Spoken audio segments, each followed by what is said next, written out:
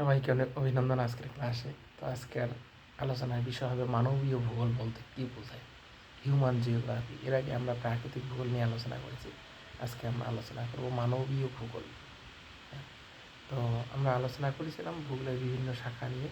তার মধ্যে একটা গুরুত্বপূর্ণ শাখা হচ্ছে মানবীয় ভূগোল। তো ভূগোলের একটি গুরুত্বপূর্ণ বিষয় হলো মানবীয় ভূগোল।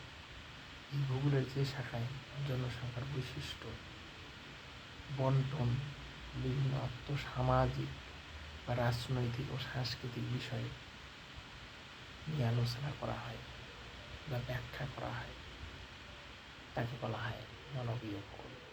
মানে মানব সম্পদ সম্পর্কে বিভিন্ন যে ফিচার্সগুলো বা বিভিন্ন বৈশিষ্ট্যগুলো ব্যাখ্যা করাই হচ্ছে মানবীয় ভূগোলের অন্যতম কাজ। তাহলে ভূপৃষ্ঠের উপর বিভিন্ন মানবীয় কার্যাবলী বা কার্যকলাপকে বিশ্লেষণ করে মানবীয় ভূগোল।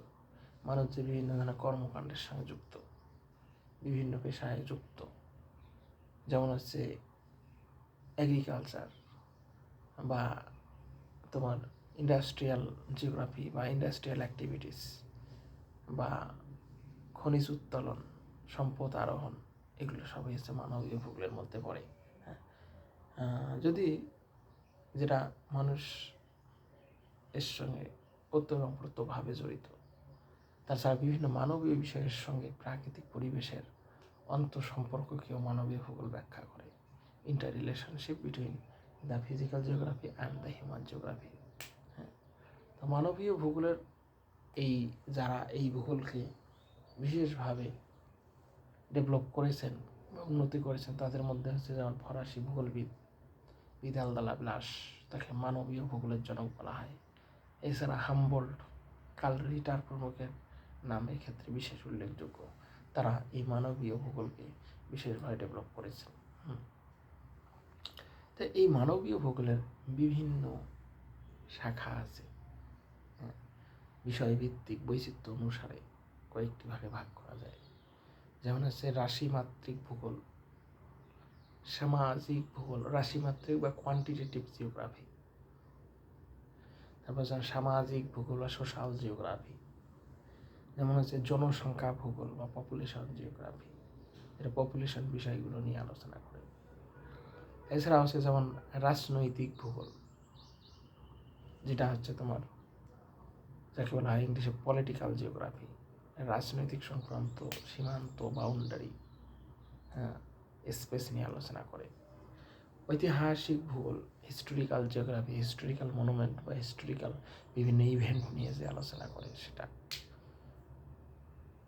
এসব ভূগোল দর্শন যেগুলো চিন্তাশীল বিষয় বা দার্শনিকদের দৃষ্টিভঙ্গি, সেই বিষয়গুলো তুলে ধরা হয়েছে এখানে ভূগোল দর্শনে। এছাড়া অর্থনৈতিক ভূগোল, বিভিন্ন যে ইকোনমিক জিওগ্রাফির মধ্যে বিভিন্ন অর্থনৈতিক সংক্রান্ত মানুষের কার্যাবলী বা মানুষের নিত্য প্রয়োজনীয় যে পেশায় যুক্ত বা যে পেশার সঙ্গে যুক্ত থেকে জীবিকা নির্বাহ করে, সেই পেশার দিকগুলো তুলে ধরা হয়েছে এই অর্থনৈতিক ভূগোলে। তো এগুলো ছিল এই মানবীয় ভূগোলের বিভিন্ন আলোচনার বিষয়, যেটা পরবর্তীকালে বিভিন্ন বিজ্ঞানী বিভিন্নভাবে প্রত্যেকটা বিভাগে আলাদা আলাদা অবদান রেখেছেন। যেমন পপুলেশন জিওগ্রাফির ক্ষেত্রে যদি আমরা দেখি, ক্লার্ক, উডস, রেজি গার্নিয়ার প্রমুখ বিশেষ অবদান রেখেছে। এছাড়া যেমন সেটেলমেন্ট জিওগ্রাফিও আছে, মানবীয় ভূগোলের একটা অন্যতম শাখা। যে বিভিন্ন অভ্যন্তরীণ ও বাহ্যিক বিষয় নিয়ে আলোচনা করে, বসতি সংক্রান্ত বা বসতির বৈশিষ্ট্য, বিবর্তন, শ্রেণীবিভাগ, কর্মধারা, এগুলো বিষয় নিয়ে আলোচনা করে একটা গুরুত্বপূর্ণ শাখা মানবীয় ভূগোলের। মনে রাখবে, কারণ বার্জেস, খ্রিস্টালার প্রমুখেরা এই জনবসতি ভূগোলকে উন্নতি করেছেন বা ডেভেলপ করেছেন এটা বলা যায়। তো এছাড়াও যেমন আছে মেডিকেল জিওগ্রাফি, নারী ভূগোল হিউম্যান জিওগ্রাফির মধ্যে পড়ে। ফেমিনিস্ট জিওগ্রাফি, নারী ভূগোল হলো মানবীয় ভূগোলের একটি শাখা গুরুত্বপূর্ণ, যেখানে মানবীয় পরিবেশ ও ভৌগোলিক স্থানের আলোচনার ক্ষেত্রে নারীদের তথ্য প্রক্রিয়া সমালোচনার প্রয়োগ করা হয়। নারী ভূগোলে সাধারণত লিঙ্গ বৈষম্যের প্রভাবের ব্যাখ্যা দানের উপর গুরুত্ব দেওয়া হয়, মনে রাখবে। তো এছাড়াও মেডিকেল জিওগ্রাফি, যেখানে ভূগোলের যে শাখায় যে মানুষ এবং অন্যান্য বিভিন্ন প্রাণী এবং বিভিন্ন অসুখের কারণ, বৈশিষ্ট্য, নিয়ামক, প্রতিরোধ, মৃত্যু, মহামারী, অপুষ্টি প্রভৃতি বিষয় নিয়ে আলোচনা করা হয়, তাকে বলা হয় চিকিৎসা বা মেডিকেল জিওগ্রাফি। তো এই ছিল হিউম্যান জিওগ্রাফি এবং বিভিন্ন ব্রাঞ্চগুলো। তো আজকের ক্লাস এই পর্যন্তই। পরবর্তী আমি আর একটা বিষয় নিয়ে আলোচনা করব। সবাইকে ধন্যবাদ পাশে থাকার জন্য।